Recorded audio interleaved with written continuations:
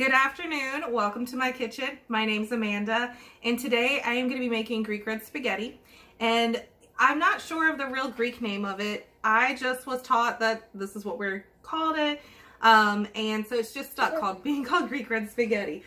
But normally I make it when it's cold or we're not feeling well. But it's such a family dish that it has been through generations in my family, and I was taught it, and so I'm gonna teach you how I make it. So it is really good, and so let me show you everything that I have out for it. The ingredients that I will be using: I'm gonna be using chicken thighs, olive oil, pasta shells, gluten-free penne pasta, a yellow medium-sized onion, Italian diced tomatoes, tomato paste, chicken broth, cinnamon, parsley, basil, and oregano. So let's go ahead and get started.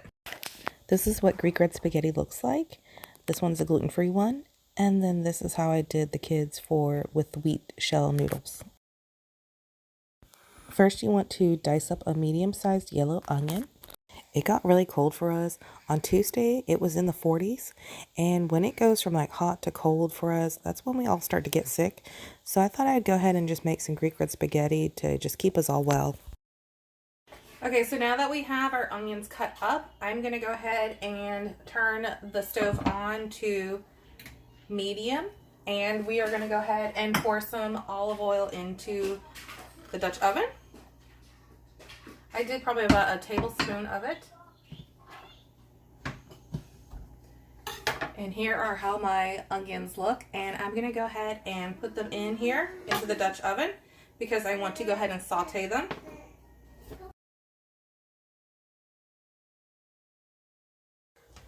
Okay, so I'm going to give this a stir, and we want to just really saute these onions right now.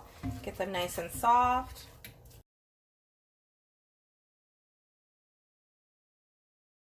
Okay, so they are nicely sizzling up. You can hear them. I'm going to go ahead and give it a stir. They're still sauteing. I want to make them soft. Onions are starting to look to a nice translucent color. They're not all the way completely sauteed yet, but that's perfectly fine. We're right where we want them right now.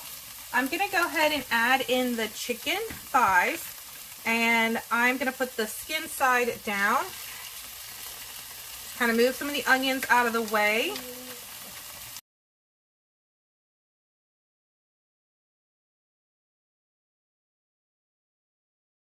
Now I'm going to let these sear for a bit, and then I'll flip them over. I'm not cooking all the way through. I just want to get a nice little sear on it.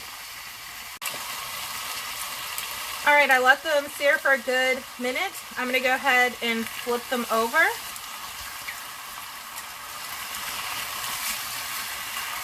And the onions in the meantime are cooking still as well, which is really good. It's what we want.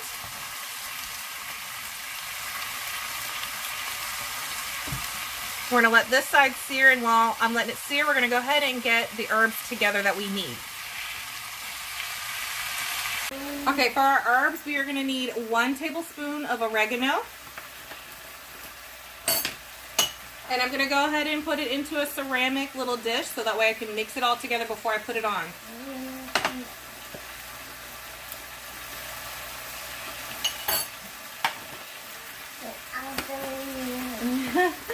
My youngest is in the kitchen having lunch. We need a tablespoon of basil.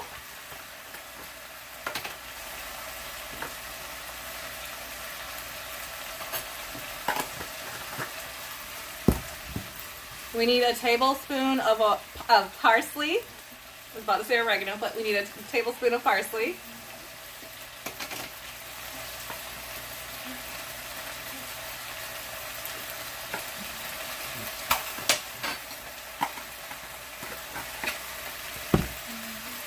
And we need a tablespoon of cinnamon. This is what really makes the dish.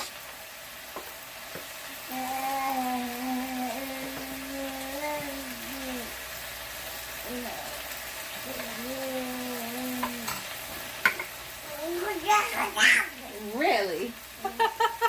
Alright, so now we're going to just go ahead and stir these all together. It smells really good. Alright, now we're going to go ahead and dump it over top of our chicken. You all right there, bud? All right, now that we have all these stirred together, we're gonna go ahead and put these on top of the chicken, just like that.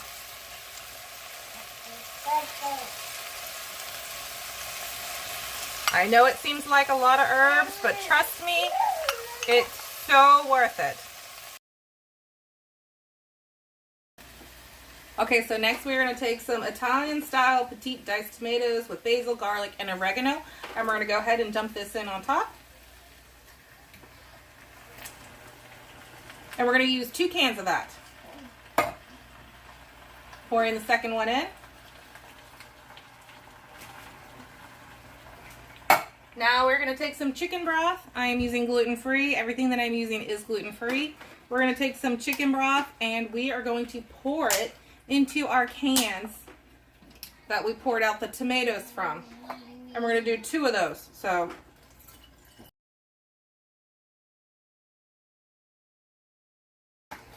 all right, so that's 1. I'm going to use the next can as well, so that way I get all that good stuff in the inside. Filling it all the way up.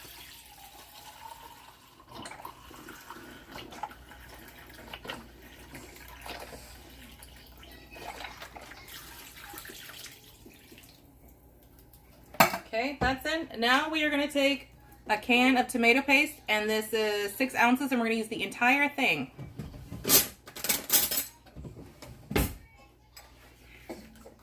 Hi, I'm almost done. Yeah. Where's your water? Hi. Where's your water? Hi. All right, keep using the entire thing of tomato paste. Almost done. It's really simple, easy dish. And then you just let it sit for a good 1.5 to 2 hours until all the flavors are nicely combined together and the chicken is done.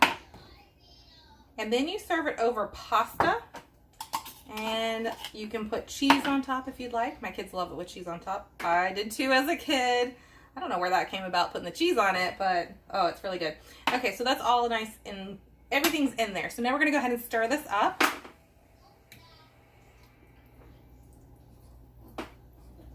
And the tomato paste is gonna help thicken this up. And that smells so good.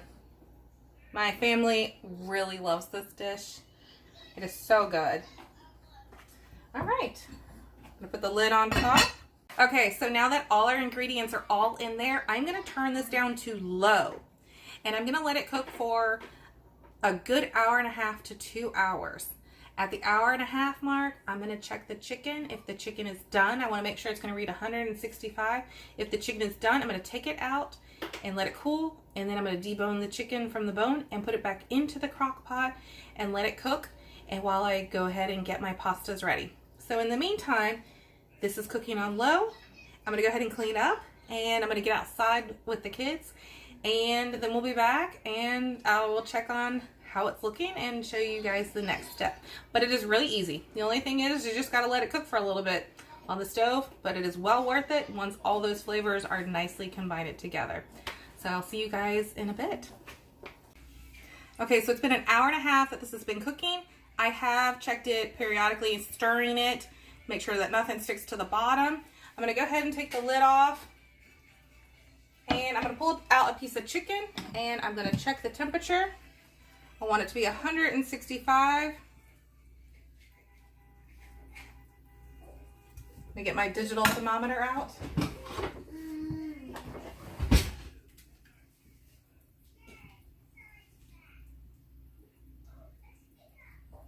Perfect. So now I'm going to go ahead and pull out all 4 pieces of chicken. I'm going to let this still keep cooking on low. I'm going to let it cook with the lid off now. And what I'm going to do is I'm going to let the chicken cool down. And once the chicken is cooled down, I'm going to take it off the bone and I'm going to put it back in with the sauce. In the meantime, you can make your pasta as well, and that way it'll all be ready at the same time. So let me show you everything so far. Here's how my sauce looks. And here's how my chicken looks. So you can see that steam coming off. So we're gonna let that cool down before I take all the chicken off the bones. Okay, so for the pasta, I like to do the shells for everyone that can eat wheat. This is what I like to use. And I like using this because then the sauce really gets like cupped in the shell, so every bite gets a nice spoon of, like a nice bite of sauce with it too. So I use these ones. And then I like using gluten-free penne noodles. Any type of gluten-free penne noodle is fine. I just ordered this one from Walmart to have for this meal today. So I'm gonna go ahead and cook these up and then everyone can have some. I removed the skin and bones completely from the chicken, and now that that's done, I'm going to go ahead and put it back into the pot of sauce, and then I'm going to give it a good stir and let it cook on low until the pasta is done, and then you can serve it. I am using these little cups for the kids, that way it's the perfect size for them. Putting the pasta in first, and then I'm going to scoop out some of the Greek red spaghetti sauce and pour it on top. And my children like when I put like really teeny tiny chicken pieces in theirs because that way it's more manageable for them. Then I'm going to go ahead and take a piece of cheese and fold it up. My kids love it with cheese. And then I'm going to submerge it under the sauce so that way it will melt. I'm just going to give it a stir to try to loosen it up and let it melt. Okay, it's all done. It smells great. It's first time trying these gluten-free pasta that I got from Walmart today. Really excited to give it a try. And so I added some cheese in the dish too. Makes it really good. All right, so let's go ahead. Let's cool down a little too. Did not want to take a bite when it was really steamy hot.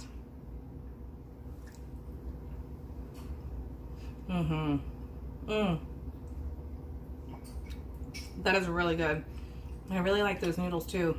I was really worried about it while I was cooking it because the water got really like gummy white, but I just kept letting it cook longer and longer. And then I tried pasta, need a little more time. So you definitely really have to monitor it with that gluten-free pasta, but it is really good. And the price was really, it was a great price for it.